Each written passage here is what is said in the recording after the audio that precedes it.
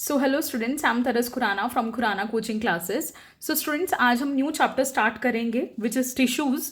From class 9th से ये chapter है। तो अगर हम सबसे पहले बात करें कि बच्चों टिश्यूज़ क्या होता है, देखो बच्चे टिश्यूज़ क्या है। Tissues are the group of cells that have similar structure and act together to perform a specific functions. और टिश्यूज़ क्या है? टिश्यूज़ हैं जो सेल्स के ग्रुप से बनते हैं। हर टिश्यू का अपना अपना फंक्शन होता है और टिश्यूज जो होते हैं मतलब इकट्ठे आपस में मिलके, यानी कि there is a division of labour in the tissues. Okay, तो अगर हम बात करें टिश्यूज जो होते हैं बच्चे, वो दो तरह के होते हैं, प्लांट टिश्यूज और एनिमल टिश्यूज। ठीक है, अब ऐसा नहीं होता है कि प्लांट्स के अंदर टिश्यू सेम होंगे जैसे एनिमल्स के अंदर है, बिल्कुल भी नहीं, ऐसा बिल्कुल भी नहीं होता है। देखो जो प्लांट्स के अंदर टिश्यूज होते हैं ऑफकोर्स वो डिफरेंट होंगे एनिमल से। ऐसा क्यों होता है? अगर मैं आपको बताऊं स्टूडेंट्स, देखो क्या होता है कि प्लांट जो होते हैं, अगर हम प्लांट्स की बात करें, दे आर स्टेशनरी, है ना। प्लांट एक जगह पे स्टेशनरी होता है, इट इज फिक्स, ठीक है। और growth in a limited region. Plants की क्या होती है बच्चे, उन्होंने मूव तो थोड़ी ना करना होता है, कहीं एक जगह से दूसरी जगह कोई जाना नहीं होता है उन्होंने, ठीक है। तो वो क्या करते हैं, वो एक ही जगह पे फिक्स होते हैं, इसीलिए उनकी ग्रोथ भी एक लिमिटेड रीजन के अंदर होती है, एक स्पेसिफिक रीजन के अंदर होगी, ठीक है। Need less energy to survive. Of course plants को आपको पता है कि दे नीड कार्बोहाइड्रेट्स, है ना, तो वो शुगर लेते हैं, ग्लूकोज बनाते हैं, तो उनको इतनी एनर्जी नहीं चाहिए होती है एज कंपेयर टू एनिमल्स। क्योंकि एनिमल्स देखो एक्चुअली में उन्होंने मूव करना होता है ना, अपने खाने की तलाश में मूव करते हैं, सर्वाइवल के लिए उन्हें मूव करना पड़ता है, तो of course they require more energy as compare to the plants. Alright, most of the tissues are dead. Plants के अंदर मैं आपको बताऊंगी कि किस तरह से कुछ टिश्यूज डेड भी होते हैं। तो मोस्ट ऑफ द टिश्यूज जो प्लांट्स के अंदर होते हैं वो डेड होते हैं, ठीक है। एनिमल्स की अगर हम बात करें, दे कैन मूव, क्योंकि हमें पता है कि एनिमल्स जो होते हैं, ठीक है, उनके अंदर उनका जो कम्प्लेक्स स्ट्रक्चर होता है वो मूव कर सकते हैं। ग्रोथ इन एवरी पार्ट, हर रीजन एनिमल्स की जो है वो ग्रोथ होती है। Need more energy to survive, मैंने अभी आपको बताया, क्योंकि प्लांट्स के कंपेरेटिवली एनिमल्स को ज्यादा एनर्जी चाहिए होती है, ठीक है। Most of the tissues are alive, इसके अंदर ज्यादा से ज्यादा टिश्यूज क्या होते हैं बच्चे, अलाइव रहते हैं।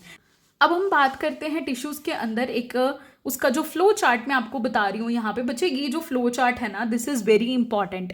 अगर आप ये फ्लो चार्ट अच्छे से कर लोगे ना 9th क्लास के अंदर, इस टिश्यूज चैप्टर के अंदर, इवन आपको एग्जाम में अगर क्वेश्चन भी आ जाता है ना, ये फ्लो चार्ट बना के आना, you will get good marks, ठीक है। तो ये फ्लो चार्ट के अंदर मैं आपको basically it is a summary of a chapter, a small summary you can say. So सबसे पहले अगर मैं आपको बच्चों बताऊं कि टिश्यूज क्या है, देखो टिश्यूज मैंने अभी आपको बताया, they are of two types, plant tissue and animal tissue. अगर हम बात करें प्लांट टिश्यूज की बात करें तो प्लांट टिश्यूज में दो तरह के टिश्यूज आ जाते हैं further, meristematic and permanent tissue. Meristematic tissues further 3 types के होते हैं बच्चों, apical meristem, lateral meristem and intercalary meristem, ठीक है। Apical, lateral and intercalary, alright. And permanent के 2 टाइप्स होती हैं, simple permanent tissue, complex permanent tissue. And further simple permanent tissue आगे 3 तरह का होता है, parenchyma, collenchyma, sclerenchyma. And if we talk about the complex permanent tissue, which is also a type of permanent tissue, it is of 2 types, xylem and phloem. Okay, मतलब ये basically ना plant tissues के सारे parts हैं। अब आप देखो कि इसके अंदर क्या है, हमने करा कि मेरिस्टेमेटिक एंड परमानेंट टिश्यूज हैं प्लांट टिश्यूज के, फिर मेरिस्टेमेटिक की आगे 3 टाइप है, परमानेंट की आगे 2 टाइप हैं, फर्दर दे हैव सब टाइप्स, ठीक है। तो हम क्या करेंगे, आज हम मेरिस्टेमेटिक टिश्यूज के बारे में ही डिटेल में पढ़ेंगे। Now if you talk about the animal tissue, animal tissue भी आगे 4 तरह का होता है बच्चे, epithelial, connective, muscular and nervous, alright. So this is about the flow chart, alright. So next if we talk about plant tissues, देखो बच्चे plant tissues basically 2 तरह के होते हैं, है ना, जो टिश्यूज प्लांट्स के अंदर पाए जाते हैं बेसिकली वो हमारे पास ना मेरिस्टेमेटिक एंड परमानेंट होते हैं। मेरिस्टेमेटिक को हम डिटेल में देखते हैं इस लेक्चर के अंदर।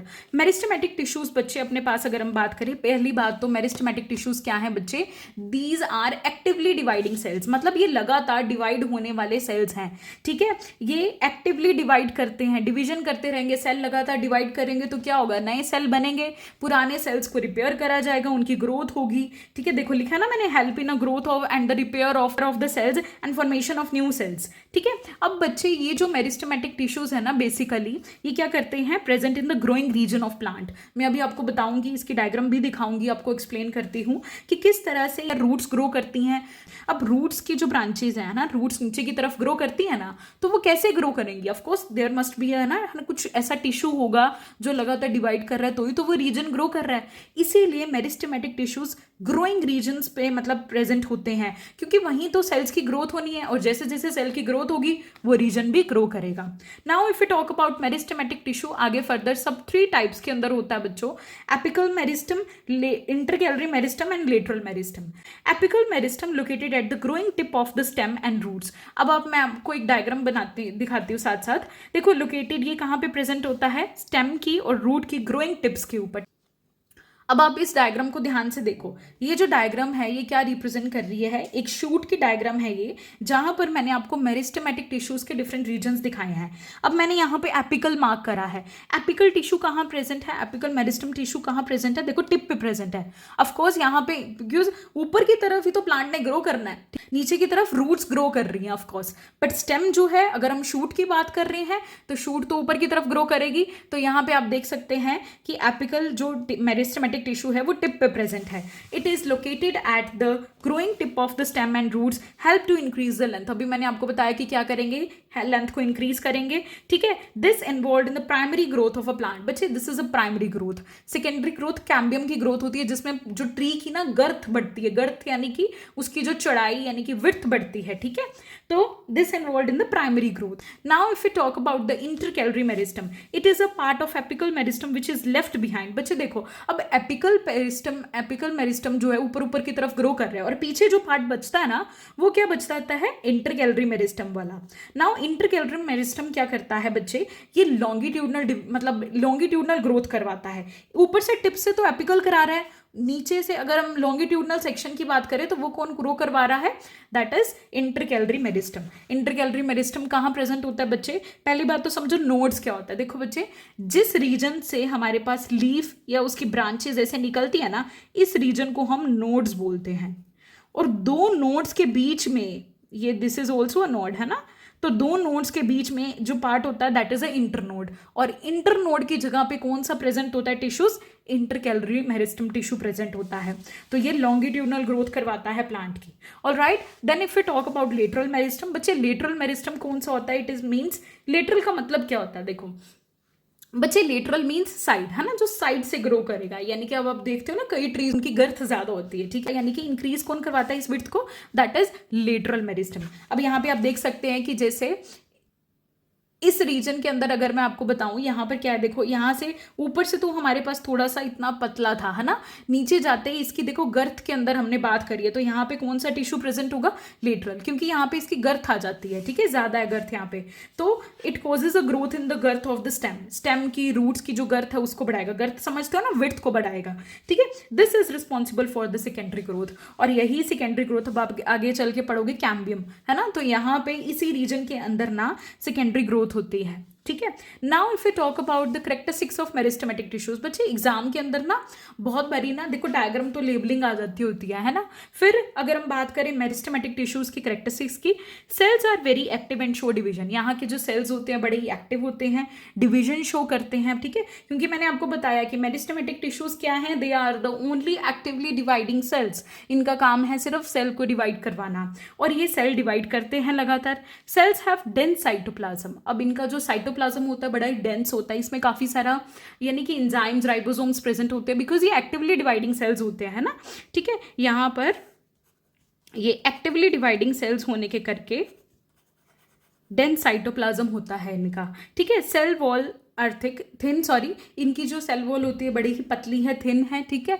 नाउ अगर हम बात करें last point which is very important, cells lack vacuoles. अब मेरी बात ध्यान से सुनना, एग्जाम के अंदर ये क्वेश्चन बहुत बारी पूछ लिया जाता है कि मेरिस्टेमेटिक टिश्यूज के अंदर वैक्यूल्स क्यों नहीं प्रेजेंट होती हैं। बच्चे देखो, वैक्यूल्स क्या होती हैं, एक सैक क्या है, यानी कि कोई चीज को स्टोर कर रही है, किसी फूड को, आपने बहुत सारी वैक्यूल्स सुनी होंगी, कॉन्ट्रेक्टाइल वैक्यूल, फूड वैक्यूल, है ना, तो फूड वैक्यूल क्या करती है, फूड स्टोर करती है। बेसिकली मेरिस्टेमेटिक टिश्यूज का तो काम ही नहीं है कुछ ऐसा स्टोरेज का, है ना, तो मेरिस्टेमेटिक टिश्यू कुछ ऐसा स्टोरेज का काम नहीं कर रही हैं, they are only involve in the division of cells, okay. तो डिवीजन ऑफ सेल्स जो हो रहे हैं वो मेरिस्टेमेटिक टिश्यूज के अंदर हो रहे हैं, तो इसको वैक्यूल्स की क्यों जरूरत होगी। तो meristematic cells do not possesses vacuoles as these cells are actively dividing cells, क्योंकि ये जो सेल्स हैं ये लगातार डिवाइड करते हैं, they do not need the storage of different substances. इनको कोई भी स्टोरेज की नीड क्यों होगी भला, है ना। तो as vacuoles are storage sacs, storage is not required, क्योंकि मेरिस्टेमेटिक टिश्यूज़ को कोई स्टोरेज की ज़रूरत ही नहीं है। एंड दैट्स वाई हम यहाँ पे कहते हैं कि मेरिस्टेमेटिक टिश्यूज़ के पास वैक्यूल्स नहीं प्रेजेंट होती हैं। एग्जाम के अंदर ये क्वेश्चन पूछ लिया जाता है। सो आई होप स्टूडेंट्स कि आपको ये लेक्चर क्लियर हो गया होगा, जिसके अंदर मैंने आपको टिश्यूज़ बताए हैं, उसका फ्लो चार्ट एक्सप्लेन करा है। तो I hope this lecture is clear to you all. मैं आगे सीरीज़ लेके आती रहूँगी इसकी, ठीक है। आज हम इसका लेक्चर 1 कंप्लीट कर चुके हैं। नेक्स्ट लेक्चर के अंदर हम परमानेंट टिश्यूज़ के बारे में पढ़ेंगे, ठीक है। Don't forget to like, comment and subscribe my YouTube channel Khurana coaching classes.